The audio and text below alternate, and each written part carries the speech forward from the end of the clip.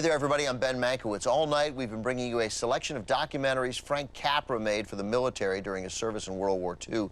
Joining me now, the author of the book that inspired our programming, Mark Harris. Mark's book is Five Came Back. Mark, welcome back. Glad to be here. Up next, a documentary Frank Capra produced in 1943 designed to make sure black soldiers felt they were part of the war effort. It's titled The Negro Soldier, and I'm curious how effective it was. The movie The Negro Soldier was really effective, which is surprising all the more so since it had a very rough journey to the screen. Capra initially asked William Wyler if he would make this movie, which was propaganda for the explicit purpose of convincing African Americans that this was their war too, a subject about which there was a lot of skepticism in large African American communities.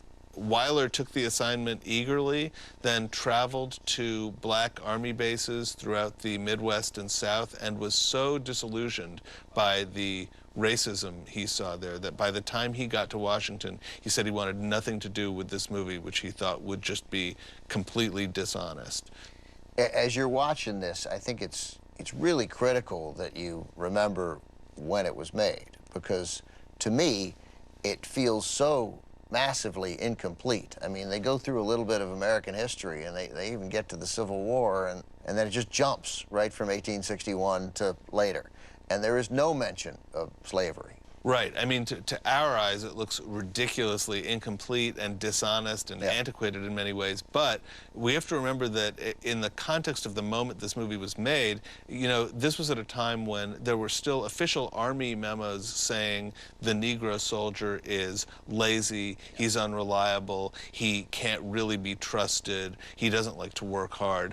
So this movie, which was actually written by a black playwright and directed by a white director, was really intended to counter that. And it was shown in black communities, and even though audiences were initially very skeptical about what they were going to see, Richard Wright actually went into the movie's Harlem premiere with a list of 13 cliches that he planned to check off as he saw them on screen. He was shocked at the end of the movie that he didn't check off anything, that this was actually seen as a big step forward. It was also one of the very few Army propaganda movies to have a successful and high-grossing life in U.S. movie theaters. Yeah, and Richard Wright was correct. There aren't cliches there. It's just, it doesn't mention the word segregation, which, of course, permeates every moment of it.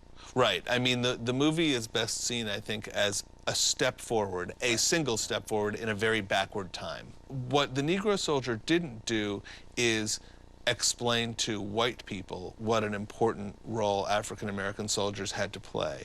It wasn't aimed at them. But just the fact that Capra would put such effort into making a movie that was aimed explicitly at black communities was an interesting step forward in 1943.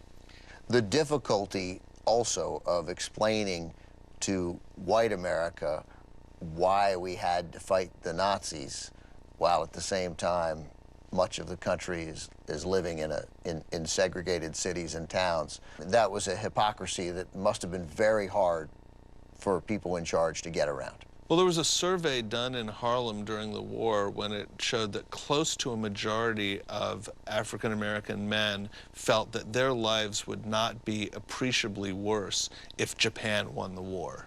And I think that, in a way, shocked the Army into realizing that they had a serious image problem, underneath which, of course, lay a serious reality problem, and that this movie could maybe be a step in combating that. All right, Mark, thanks very much. Here's the 1943 produced U.S. Army documentary, The Negro Soldier.